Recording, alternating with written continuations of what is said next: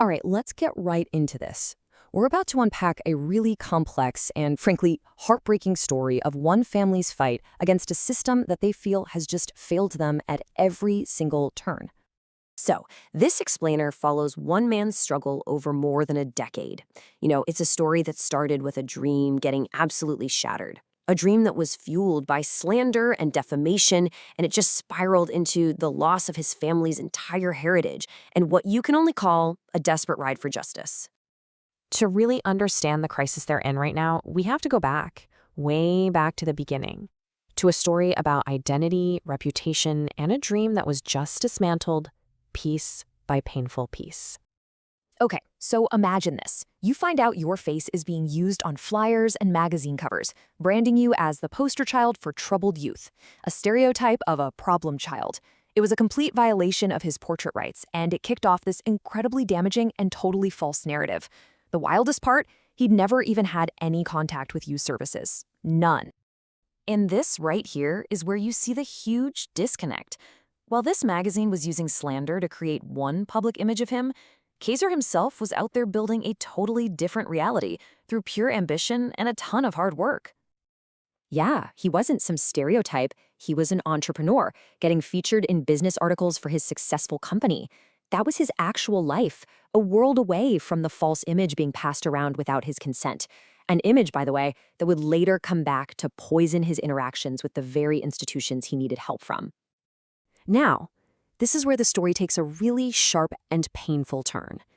Keijser's mother, Grace Eschweiler, starts to suffer from Alzheimer's. He stepped up to be her primary caregiver, but he very quickly found himself in a head-on conflict with the healthcare system. And this just lays out the core conflict perfectly. You have two completely opposite versions of the exact same situation. Keijser argues that the care provider, Amsterdam, sent incorrect and incomplete petitions to the court, all based on a flawed crisis assessment. And this is what kicked off a massive legal battle for control over his own mother's life. So based on these really contested reports of a chaotic home life, and without what Keijser felt was any real investigation, the court just went ahead and granted Amsterling's request. Just like that, his mother was placed under mentorship and her entire financial life was handed over to a professional administrator. The court appointed a professional administrator, a company called Bofin BV, to manage Grace Eschweiler's assets. Now, this decision, which was supposed to protect the family's heritage, would end up having absolutely devastating and irreversible consequences for their whole future. So the administrator immediately takes control of all the money. But instead of, protecting the family's assets, they started charging huge fees.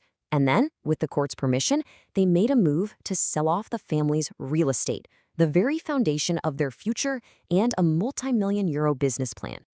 And listen, this is so crucial. This wasn't just a house. It was the key piece of a planned development project for 60 apartments. So the sale didn't just cost the family their home. It completely wiped out a multi-million-euro business enterprise, the dream that he had been carefully building for 20 years. Gone.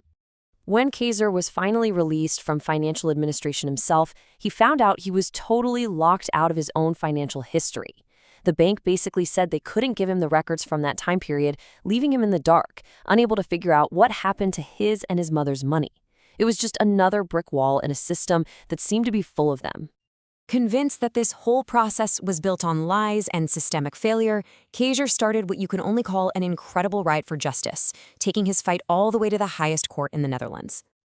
And against all odds, he won. In a pretty stunning decision, the Supreme Court sided with him. They annulled the lower court's decisions, basically validating his claims of injustice. It was the victory he had fought so incredibly hard for. But that hard-won justice was about to be snatched away in the most cruel way you can imagine. Just as he needed to get ready for the new hearing that the Supreme Court had ordered, his chance to finally set things right, he gets this devastating email in his inbox. His legal aid was cut off, just like that. So here he is, holding a Supreme Court victory, the highest legal win you can get, but suddenly he has no money to see the fight through. He was left completely in limbo. A winner on paper, but totally powerless in real life. The system gave him justice with one hand and then took away his ability to claim it with the other.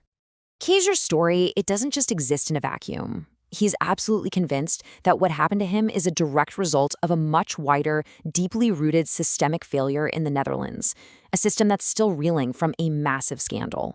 He believes the Dutch childcare benefits scandal, the Toeslagen affair, created secret blacklists and this culture of suspicion that just poisoned every single one of his interactions with official agencies. He argues that banks, youth services, care providers, they all looked at him through this lens of distrust, which made a fair process impossible from the start. It just goes to show how these different systems don't talk to each other, allowing these kinds of injustices to happen. The crushing delays, the lack of resources, it's all pushed him right to the brink. With the administrator's actions still not fully explained and the notary just dragging their feet on the inheritance calculation, he's trapped. The circle is complete. He's back where he started, stuck, unable to move forward, and unable to get final justice for his family. I mean, this case raises some really profound questions. Questions about accountability, about the unchecked power of administrators, and about what happens when the actual human beings at the center of all this paperwork just get lost in the bureaucratic shuffle. It's truly unbelievable that a modern justice system can fail someone this completely. The main takeaway here isn't just the incredible resilience it takes to fight for justice. It's that this fight is now at its most critical stage. With no resources left to continue, his Supreme Court victory could end up meaning nothing. Support is urgently needed to bring this case to a just conclusion, to make it a case study in the public interest, and to make sure this never, ever happens to another family again.